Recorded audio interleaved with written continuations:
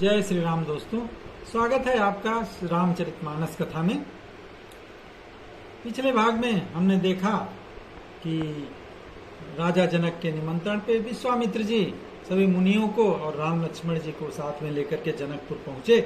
वहां जाकर के भव्य यज्ञशाला, धनुष यज्ञशाला देखी, जहाँ पे कि स्वयंवर होने वाला है सीता जी का। और सारा घूम टहल के अंत में फिर जाकर के एक ऐसे मंच पे बैठ गए जो कि बहुत अत्यंत सुंदर था। वहाँ विश्वामित्र जी राम और लक्ष्मण जी के साथ बैठ गए हैं। और उसके बाद आज हम देखेंगे कि सारे राजाओं का क्या रिएक्शन होता है राम लक्ष्मण को देख करके, कैसे क्या क्या चलता है, धनुष यज्ञ की आगे की कैसी योजना बनती है, वो हम कहेंगे। और उसके पहले सबसे पहले चूंकि आज हनुमान जयंती भी है, तो उसकी सबको बहुत बहुत शुभकामनाएं और सभी पूरे परिवार को हनुमान जयंती की बहुत बहुत हार्दिक शुभकामनाएं। तो शुरू करते हैं आज की कथा। प्रभु मिले कि सब नृपहि हारे, जनुरा के उदय भय तारे। अस्य प्रतीति सबके मन माही, राम चाप तोरब सक नाही। भगवान रामचंद्र जी और उनके भाई लक्ष्मण जी विराजमान हो गए हैं यज्ञशाला में, जहाँ पे कि धनुष यज्ञ हो रहा है। उनको देख करके राजा मन ही मन ऐसे हार गए जैसे कि चंद्रमा के उदय होने पर तारे गायब हो जाते हैं, प्रकाशहीन हो जाते हैं।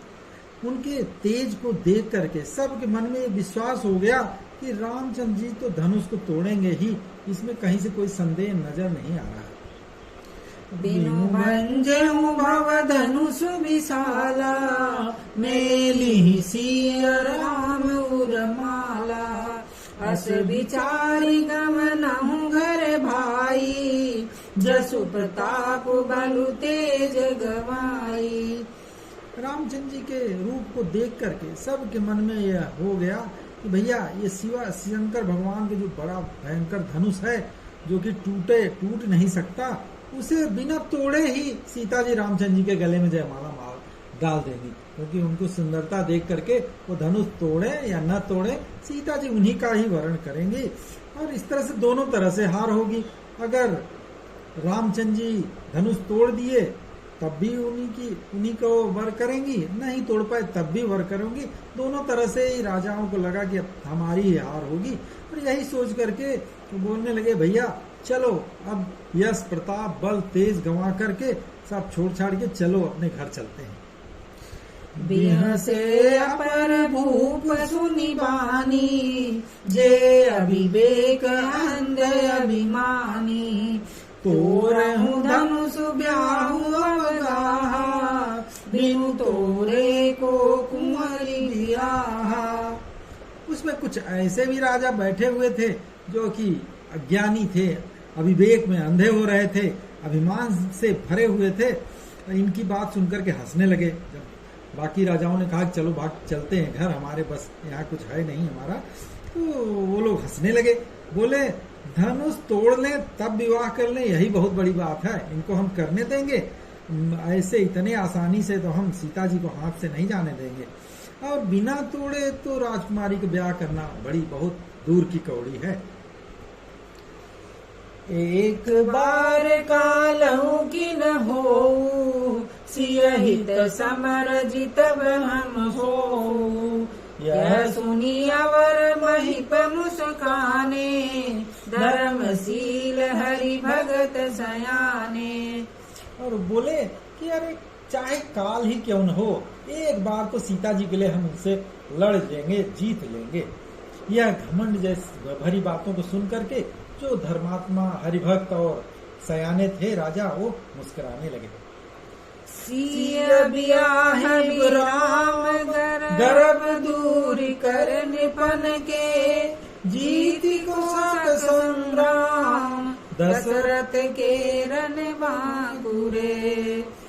फिर वो लोग जो धर्मात्मा थे वो लोग बोले, कहने लगे राजाओं के घमंड को दूर करके, क्योंकि धनुष किसी के टूटने वाला तो है नहीं, शंकर जी का धनुष ऐसे भी उठता ही नहीं, टूटेगा क्या, तो किसी से टूटने वाला नहीं है। तो भगवान राम उसको तोड़ेंगे और इस तरह से सभी राजाओं के घमंड को भी दूर करेंगे जो ये अभिमान भरी बातें कर रहे हैं। और फिर श्री रामचंद्र जी सीता जी को ब्याहेंगे। और रही युद्ध की बात, तो महाराज दशरथ के रण बांकुरे पुत्रों को युद्ध में कौन जीत सकता है। व्यर्थ मरहु जनि गाल बजाई, मन मोदकनि भूख बुताई। सिख हमारी सुनी परम पुनीता, जगदम्बा जानहु सीता।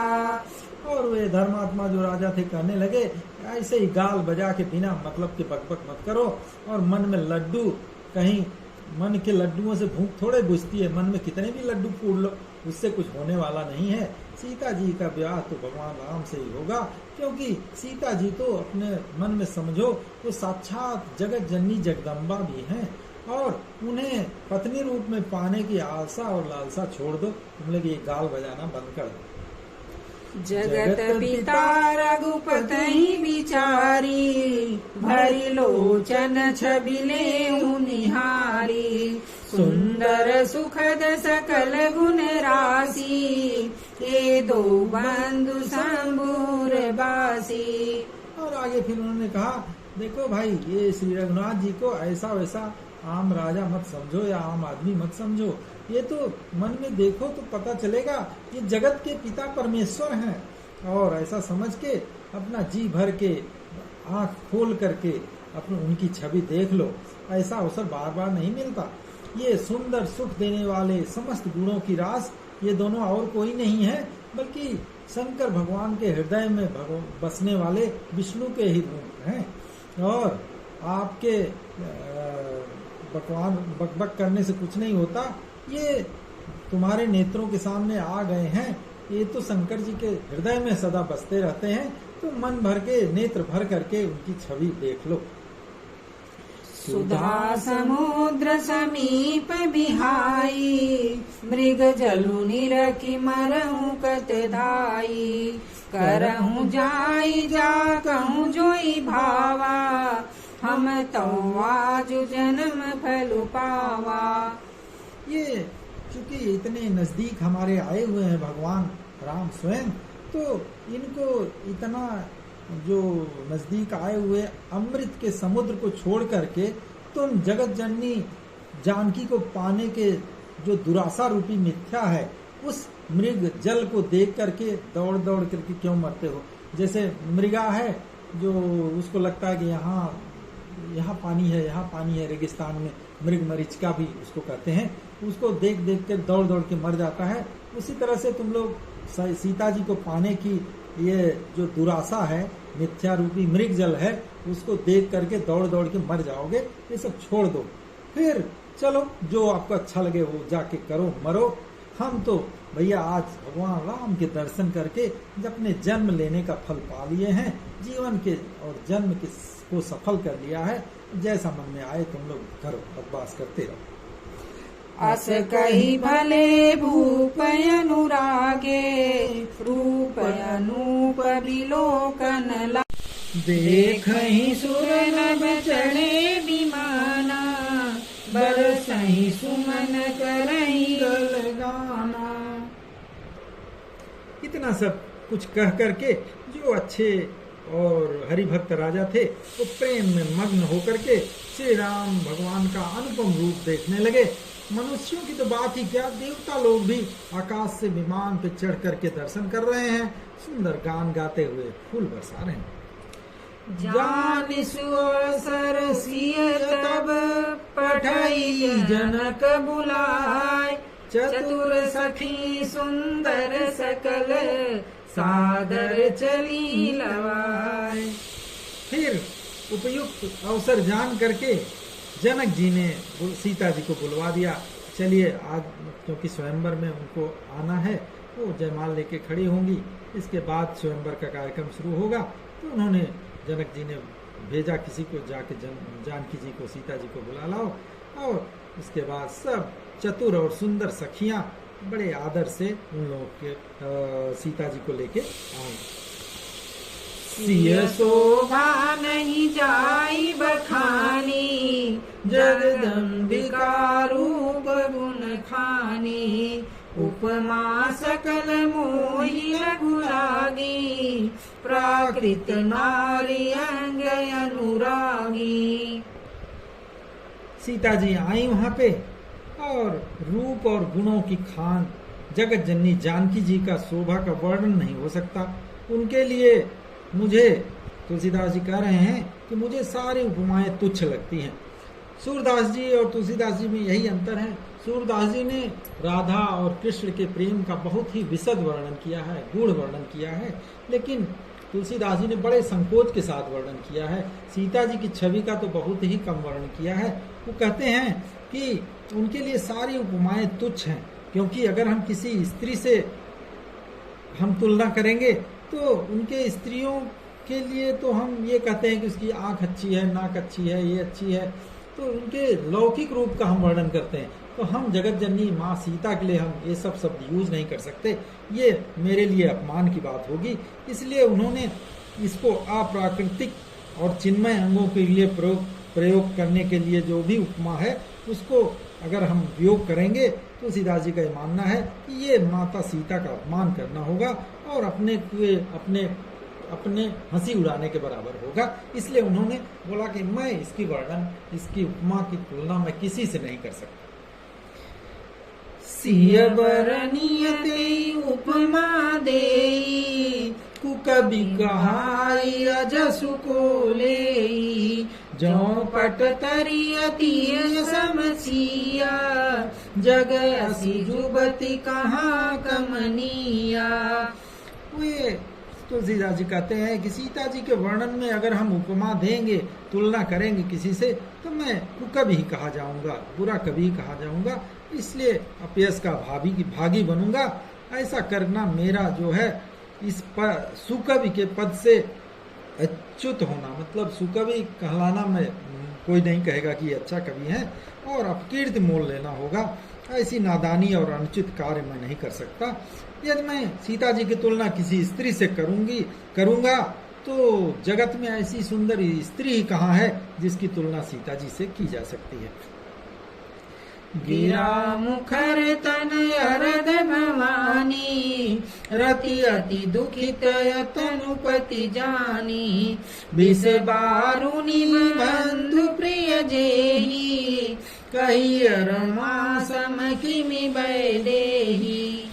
पृथ्वी की स्त्रियों से तुलना अगर नहीं कर सकते तो अगर हम देवताओं की स्त्रियों में अगर देखें तो सीता जी उन सब में अत्यंत अधिक दिव्य और सुंदर हैं। जैसे अगर हम सरस्वती जी को देखें तो बहुत बोलने वाली हैं, जबकि सीता जी ऐसा नहीं है।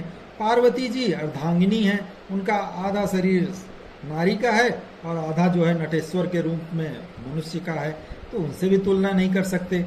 कामदेव की स्त्री रति को अगर तुलना करें तो उनका पति तो बिना शरीर वाला है, तो ये जान के वे हमेशा दुखी रहती हैं, उनसे भी तुलना नहीं कर सकते।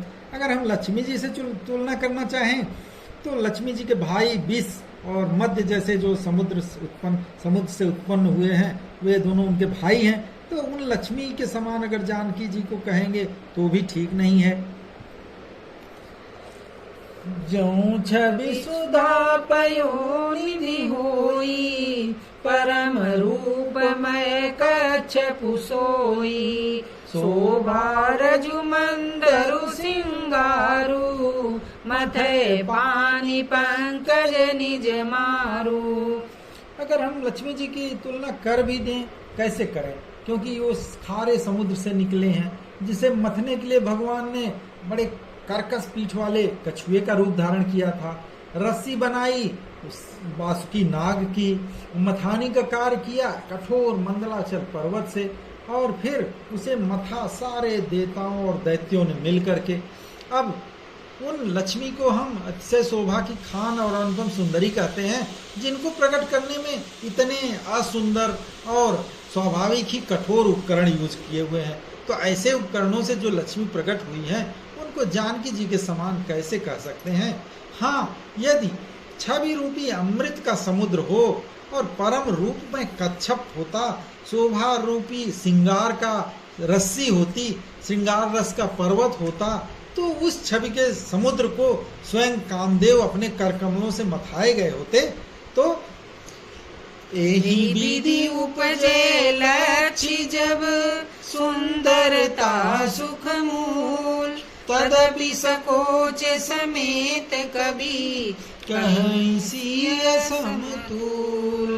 अगर इस तरह का बनाया गया होता कि चलो छवि रूपी अमृत और रूपमय कछुआ होता, शोभामय रस्सी होती, श्रृंगार रस पर्वत होता, उससे मथानी बनाई गई होती, और फिर उससे स्वयं कामदेव अपने कर कमलों से मथे होते, तब अगर लक्ष्मी पैदा हुई होती, लक्ष्मी उत्पन्न हुई होती, तो उनसे बड़े संकोच के साथ हम सीता जी की तुलना कर देते। ये इस लक्ष्मी जी जो ऐसे कठोर और उपकरणों से पैदा हुई हैं, उनसे तो हम कतई नहीं कर सकते सीता जी की तुलना। हम अगर ऐसा करेंगे तो हमारे लिए ये बड़ी गलत बात हो जाएगी। चली संग लय सखी सयानी, गावत गीत मनोहर बानी, सोह नवल तनु सुंदर सारी, जगत जननी अतुलित छवि भारी।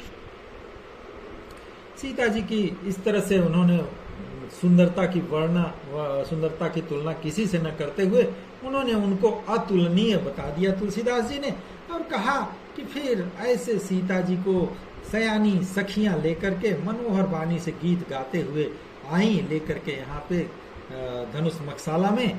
सीता जी के नवल शरीर पे सुंदर साड़ी सुशोभित है, जगत जननी की महान छवि अतुलनीय है, किसी से उसकी तुलना नहीं की जा सकती।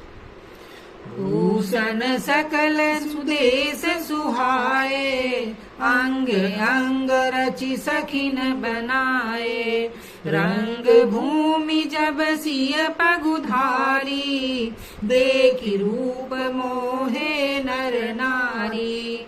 ये जगत जननी सीता जी अपने उनके शरीर पे सारे आभूषण अंगों पर सजे हुए हैं, सखियों ने बड़े प्रेम से भली भांति सजा सजा के पहनाया हुआ है। जब एकदम सज धज के सीता रंगभूमि में रंगशाला में पैर रखा, तो उनका रूप देख करके स्त्री पुरुष सारे मोहित हो गए।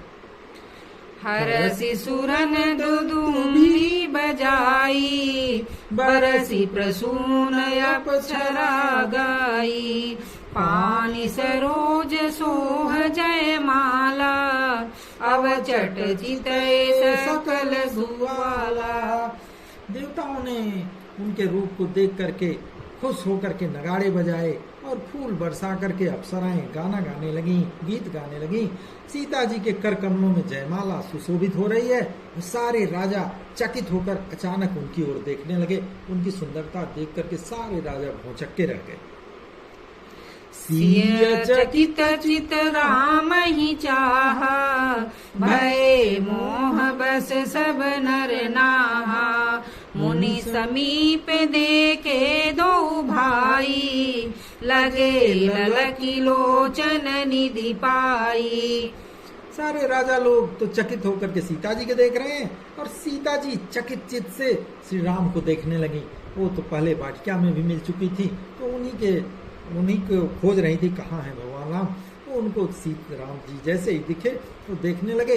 सारे राजा लोग तो मोह के बस हो गए, और सीता जी मुनि के पास बैठे हुए दोनों भाइयों को देखा तो उनको लगा जैसे उनके आंखों को खजाना मिल गया है, और ललचा के वहीं जाके रुक गए। अपलक वो भगवान राम को देखने लगी। गुरजन राज समाज बड़, देखि सिय सकुचान, लागी विलोकन सखिन तन, रघुबीर उरयान।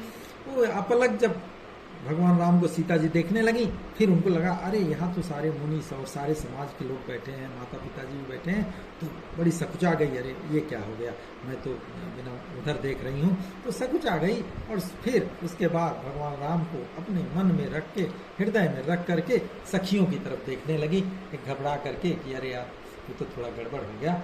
और फिर संकोच बस वो सखियों की ओर देखने लगी।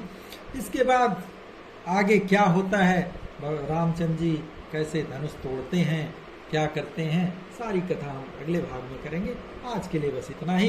तब तक प्रेम से बोलिए सियावर रामचंद्र की जय, पवन सुत हनुमान की जय, उमापति महादेव की जय, राधावर कृष्ण चंद्र की जय।